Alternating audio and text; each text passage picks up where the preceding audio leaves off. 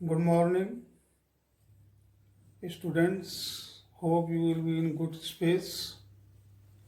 Today, my lecture will be on marginal cost and absorption cost.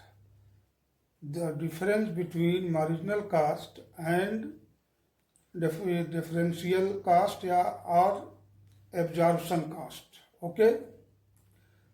जैसा आप लोग जानते हो, marginal cast means total production के बाद एडिशनल 1 यूनिट की क्या कास्ट होगी।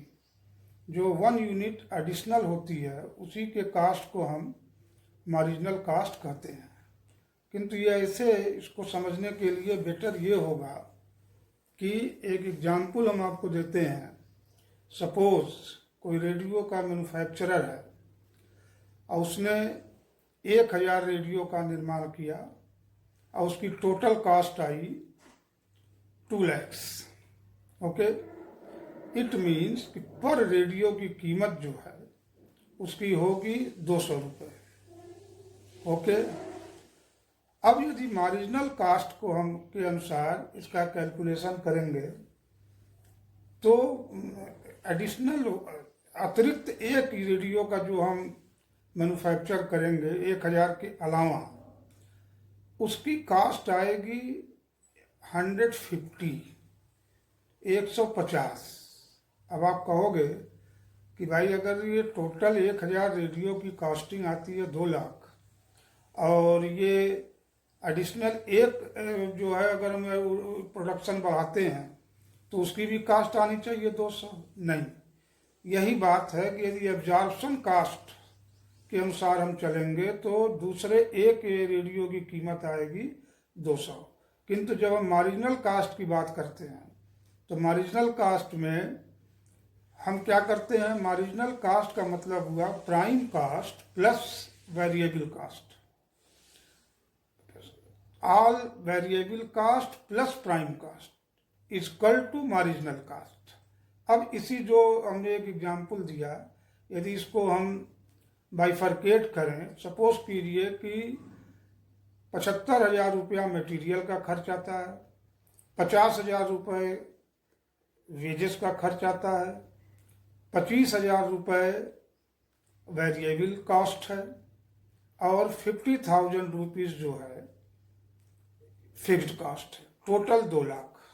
1000 रेडियो का उत्पादन हमने किया, खर्चे का डिटेल हमने आपको दिया 75,000 labour 75,000 material, 50,000 labour, 25,000 variable cost and 50,000 fixed cost, total 2 lakh. किंतु जब हम मार्जिनल कास्ट के अनुसार इसका कैलकुलेशन करेंगे तो direct material 75,000 75,000 and labour 50,000, total हुआ 1,25,000 and it is called prime cost. इस प्राइम कास्ट में हम वेरिएबल ओवरहेड 25,000 जोड़ते हैं तो ये हो गया 1,50,000। This is 1,50,000 is my marginal cast. Okay, अब 1000 यूनिट पर 1000 रेडियो के प्रोडक्शन के हिसाब से यदि हम देखें तो अगले 1 यूनिट का खर्चा कॉस्ट आएगा 150। किंतु अब जब हम एब्जॉर्प्शन कास्ट के अनुसार चलेंगे तो आप पहले जैसा कि आप जानते होंगे कि एब्जॉर्प्शन कास्ट के तहत हम टोटल कास्ट को कंसीडर करते हैं। ये टोटल कास्ट का क्लासिफिकेशन कैसे है, direct material, consumed, direct labour, direct overhead, तीनों के टोटल को हम कहते हैं प्राइम कास्ट। इस प्राइम कास्ट में हम फैक्ट्री के एक्सपेंसेस को या फैक्ट्री ओवरहेड्स को जब जोड़ेंगे तो ये आएगी फैक्ट्री कास्ट। आफ्टर दैट इसमें हम ऑफिस ओवरहेड जोड़ेंगे तो फिर आएगा कास्ट ऑफ प्रोडक्शन। अब कास्ट ऑफ प्रोडक्शन के बाद ये तो उत्पादन की लागत हो गई, फैक्ट्री में जो सामान हमने बनाया उसकी कास्ट आई, कास्ट ऑफ प्रोडक्शन हम कहते हैं। अब इस प्रोडक्शन को, इस प्रोडक्ट को कंज्यूमर तक जब हम पहुंचाएंगे तो उसके जो खर्च हैं उसे हम कहते हैं सेलिंग एंड डिस्ट्रीब्यूशन एक्सपेंसेस। ये खर्चा जब हम इसमें जोड़ेंगे तब ये आएगा टोटल कास्ट। ओके, अब टोटल कास्ट में हम फिर प्रॉफिट जोड़ेंगे, प्रॉफिट जोड़ने के बाद तब आएगी सेलिंग प्राइस या टोटल सेल्स। अब यहाँ पर देखिए, आज जो मेरा टॉपिक है वो ये है कि difference between marginal cost and absorption cost. Absorption, अभी इसमें एक चीज और है कि स्टॉक्स को हमने अभी कंसीडर नहीं किया है। स्टॉक भी 3 प्रकार के होते हैं, आप जानते होंगे। Opening stock of raw material, opening stock of working progress and opening stock of finished goods. इसी तरह से closing stock of opening stock, closing stock of raw material, closing stock of working progress and closing stock of finished goods. तो opening stock, closing stock, इन तीनों का होगा।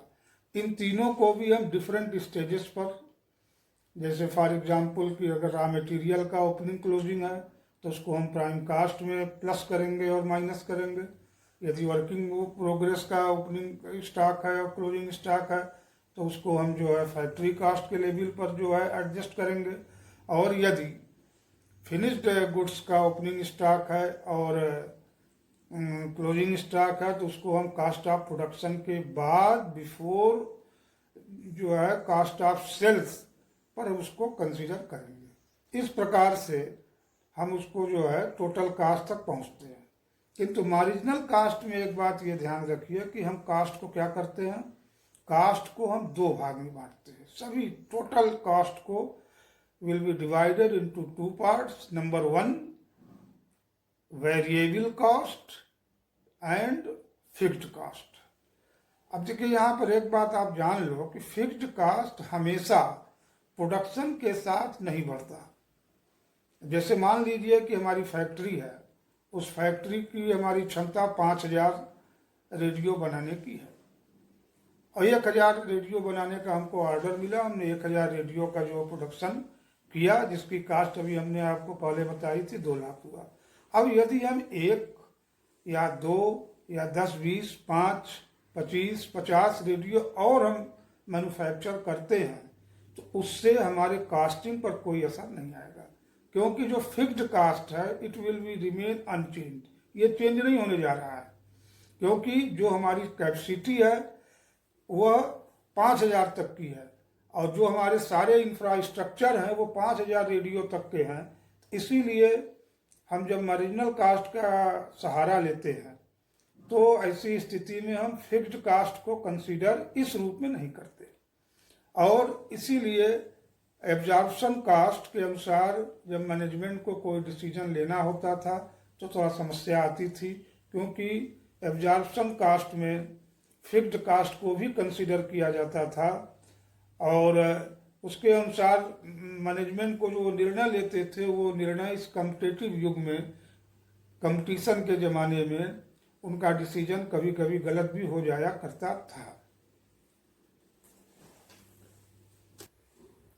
अभी जैसा हमने कहा, ये जो दोनों का डिफरेंस आपने देखा, एब्जॉर्प्शन कास्ट और मार्जिनल कास्ट। अब अभी हमने कहा था कि स्टॉक, अब मान लीजिए 1000 रेडियो का हमने प्रोडक्शन किया और उसमें 100 रेडियो हमारे बच गए। ये जो 100 रेडियो बच गए ये closing stock of finished goods कहलाएगा, ठीक है।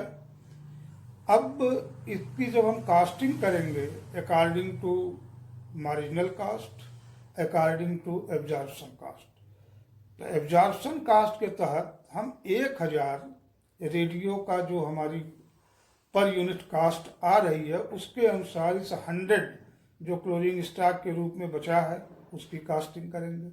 किंतु मार्जिनल कास्ट के तहत हम जो कास्टिंग करेंगे वह 900 जो हमने जो बेचा है रेडियो, 900 रेडियो हमने बेचा है, उसकी जो पर यूनिट कास्ट आएगी उसके अनुसार हम closing stock of finished goods का वैल्यूएशन करेंगे। This is the basic difference between marginal cost and absorption cost. Okay.